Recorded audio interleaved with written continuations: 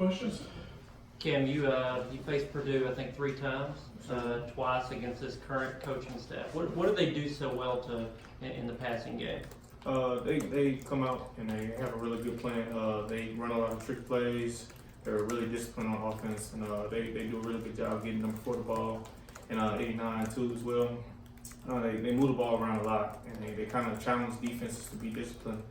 And I think they do a really good job of that. Is that more of a challenge for you guys? You feel like because there's a lot of new parts in your secondary that you guys are going to have really good communication? I don't feel like it's a challenge, but I feel like we do have to be on top of our game in terms of being disciplined and maintaining good eyes in the secondary as well as linebackers as well. Riley, for you, you played at Ball State previously, but Purdue's kind of in the home state. Are you expecting a lot of folks on hand on Saturday? I think I have a handful, just pretty much my close family and some friends that are going to the game, but nothing out of the ordinary. Nice opportunity, though, to play against the school in week 2 for a team here in Vandy that's looking to get back into the win column. Yeah, I think every week's a good opportunity, and this is one we have this week. Riley, when you looked at the film, how did the pass protection and how did your footwork in the pocket affect the passing game, good or bad, the other night? I think the protection was pretty good. We had some guys that played in spots that they've been mixed around a lot in camp with different injuries and guys going down. So I think some guys really stepped up in protection. In terms of my footwork, I had some plays that I'd like to have back just like every game. But we got to work on it today and throughout the week and be ready to go for Saturday. When you have to get out of the pocket and you have to get out of the pocket and you have to throw, how much does that change the passing lanes? How much does that change the routes when a lot of them are timing routes? I think once you're out of the pocket, it becomes somewhat like improv as opposed to timing. But yeah. Cam, Deshaun Jenkins had a pretty great game the other night. What do you like about his game, and how have you seen him kind of grow since you've gotten here on campus? Deshaun had an excellent game, and what you see out of him is like strange, but that comes from every day. Every day in camp, he's running to the ball, he's stripping at the ball. He's making sure that he's attacking the ball at every play, and it showed up on Saturday. Riley, Coach really complimented your demeanor and how you handle things within the game and after the game. Describe your demeanor? You seem pretty low key to us. Is that normally how you are after a game and during the game? Yeah, I think that's a fair assessment. I just kind of try to be in the middle, never get too high, never get too low. Either way. Any place you learned that, or has that always been your natural way? I think that's just kind of my personality. It might have gotten better over time. I'm not sure. Cam, having prepared for them a couple of times, how different is it to prepare for all the gadgets and different formations that they throw at you? At times it could be difficult, but mainly you just gotta focus on your keys and do your job. That's really what it boils down to. At the end of the day, you gotta be you. It's really about us. So they can have a million trick plays, but at the end of the day, we still have to do our job. I forget, did you get matched up with Moore a lot last year? I did. I actually played nickel last year against pretty much almost the whole entire game. So. And how difficult of an assignment is that? He's a really good player. I'll give him that. He's really good off the line.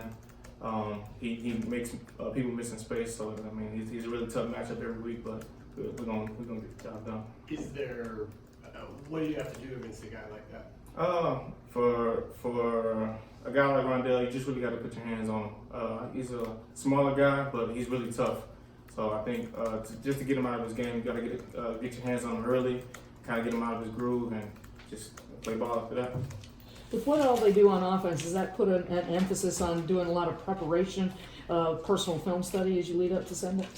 That's every week, though. Every week that you have to put in the work and time in the film room as well as on the grass. And this week they just happened to throw a little more of a wrinkle into their offense. So just a little more preparation in that on our part. Couple more questions? Riley, you guys didn't take hardly any shots down the field against Georgia. I imagine that may be a little different this week. Can you just kind of speak to the weapons that you have at your disposal that would allow you to be able to do that? Yeah, I think a lot of those guys' resumes speak for themselves. Kalijah's a first-team All-SEC receiver, and there's a lot of experience between Pinkney and him and Keyshawn and all the other receivers. So I think everybody knows that to be competitive in this conference, you're gonna have to push the ball downfield, and that's something we'd like to do, obviously. How do you handle when guys want the ball really bad, but there's a lot of coverage downfield and it's not open? How do you handle that on the field? Yeah, I want those guys to get the ball as much as they want the ball, so it's a good problem to have. I think it's pretty universal too. Good skilled players want the ball. So. Did you get much of that in the game or after the game? I was open. Why couldn't we hit that? Nothing that was like a negative to say. You're always talking ball about what people see out there. So nothing that was adverse. What's the balance there in wanting to do that but not trying to force something that's not there? We game plan stuff to get certain guys the ball in certain situations. So a lot of it's done, prior to in the preparation. But it's always there. You think they're good players, and the team's better when they have the ball in their hands. So it's something to think about. Cam, do you remember Keyshawn's game there as a freshman? I do actually. That was one of his best games in the Big Ten.